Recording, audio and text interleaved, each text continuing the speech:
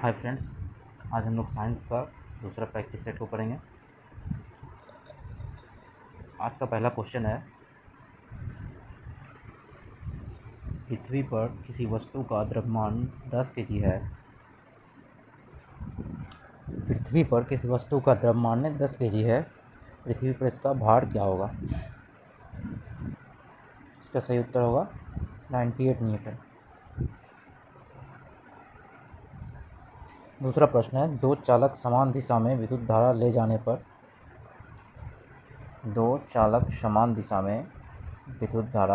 जाने पर चालक द्वारा एक दूसरे को आकर्षित करेंगे। अगला क्वेश्चन है, निम्नलिखित में से कौन सा कोलेस्ट्रॉल का उल्लेख नहीं है?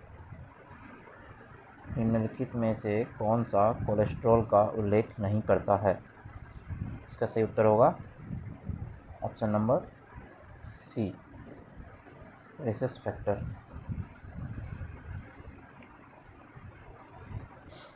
अगला क्वेश्चन है, निम्नांकित में से कौन सा उर्वरक मृदा में सर्वाधिक अम्ल छोड़ता है? निम्नांकित में से कौन सा उर्वरक मृदा में सर्वाधिक अम्ल छोड़ता है? इसका सही उत्तर होगा option number B, ammonium sulphate. अगला क्वेश्चन है, निम्नलिखित में से बेमेल फसल की पहचान कीजिए। निम्नलिखित में से बेमेल फसल की पहचान कीजिए। इसका सही उत्तर होगा ऑप्शन नंबर सी, धान। छपाई में प्रयोग की जाने वाली स्याही निम्नलिखित में से किसका अपघटन से प्राप्त होता है? छपाई में प्रयोग की जाने वाली स्याही निम्नलिखित में से किसका अपघटन से प्राप्त होता है? इसका सही उत्तर होगा मीथेन, ऑप्शन नंबर बी। वृक्क से मूत्र की मात्रा का निस्तारण नियंत्रित होता है। वृक्क से मूत्र की मात्रा का निस्तारण नियंत्रित होता है, उस हार्मोन को क्या कहते हैं? इसका सही उत्तर होगा FSH द्वारा। FSH का full form follicle stimulating hormone. निम्नलिखित स्थिति में बॉयल के नियम का पालन अच्छी तरह से होता है। निम्नलिखित स्थिति में बॉयल के नियम का पालन अच्छी तरह होता है। इसका उत्तर होगा ऑप्शन नंबर डी, निम्न ताप एवं निम्न दाब। गुरुत्वाकर्षण का सार्वभौमिक नियम डैश पर लागू होता है। गुरुत्वाकर्षण का सार्वभौमिक नियम लागू होता है। इसका सही उत्तर होगा ऑप्शन नंबर बी, वस्तुओं के किसी भी युग्म पर। अगला क्वेश्चन है, मानव शरीर में सबसे लंबी हड्डी कहाँ पाई जाती है? मानव शरीर में सबसे लंबी हड्डी जांघ में पाई जाती है। मस्तिष्क जिम्मेदार है। मस्तिष्क उपयुक्त में से तीनों के लिए जिम्मेदार है। सोचने के लिए भी, हृदय गति के नियंत्रण के लिए भी, शरीर के संतुलन के लिए भी, इन तीनों के लिए मस्तिष्क जिम्मेदार है।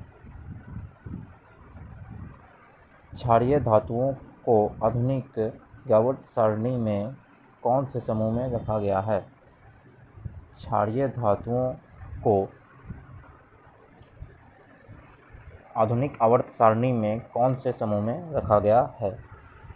तो इसका सही उत्तर होगा ऑप्शन नंबर डी, पहला समूह में रखा गया। निम्नलिखित में से कौन सा ऊतक मुख्य रूप से मृत कोशिकाओं से बना होता है? निम्नलिखित में से कौन सा ऊतक मुख्य रूप से मृत कोशिकाओं से बना होता है? इसका सही उत्तर होगा ऑप्शन नंबर ए, जाइलम। निम्नलिखित में से किस का एक अधिकतम ईंधन मान होता है? निम्नलिखित में से किस एक का एक अधिकतम ईंधन मान होता है? Option number A, hydrogen. किसी सैटेलाइट और पृथ्वी के बीच आकर्षण का गुरुत्वाकर्षण बल को तेजी प्रदान करता है। किसी सैटेलाइट और पृथ्वी के बीच आकर्षण का गुरुत्वाकर्षण बल को तेजी प्रदान करता है। इसका सही उत्तर होगा ऑप्शन नंबर ए, अभिकेंद्रीय बल।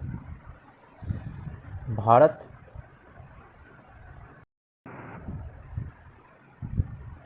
भारत में नीली जीव रोग के लिए पहला टीका विकसित कर लिया है, जो मुख्यतः निम्न में से किसमें पाया जाता है? भारत ने नीली जीव रोग के लिए पहला टीका विकसित कर लिया है, जो मुख्यतः किसमें पाया जाता है?